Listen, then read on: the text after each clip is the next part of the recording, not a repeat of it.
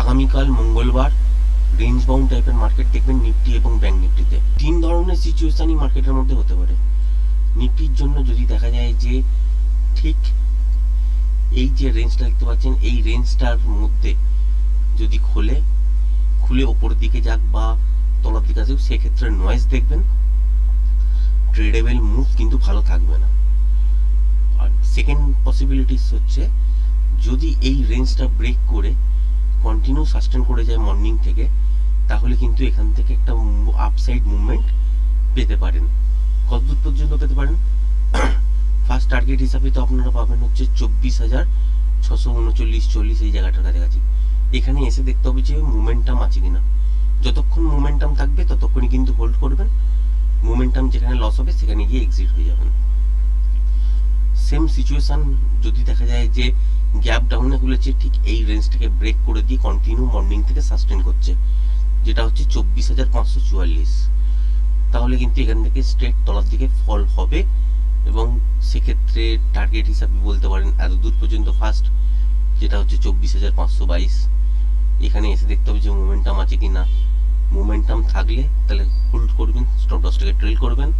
আর যদি pattern wise লেভেলটাকে break করে, সেক্ষেত্রে টার্গেট হিসাবে 24,470-73 পর্যন্ত আপনারা পেতে পারেন। থার্ড পসিবিলিটিস হলো অনেকটা বড় গ্যাপ আপ বা গ্যাপ ডাউন যদি খুলে যায়। যদি দেখেন যে অনেকটা বড় গ্যাপ আপ খুলে গেছে, সেক্ষেত্রে যদি সাস্টেন না করে, বাজার কিন্তু উপর থেকে তলার দিকে পড়তে শুরু করবে। রেঞ্জ বাউন্ড যেহেতু মার্কেট, মর্নিংয়েই কিন্তু মুভমেন্টও পাবেন। খুব বড় মুভমেন্ট না হলেও একটা ট্রেডেবল মুভ কিন্তু মর্নিংয়েই পেতে পারেন যদি খুব বড় গ্যাপ আপ হয়ে যায়।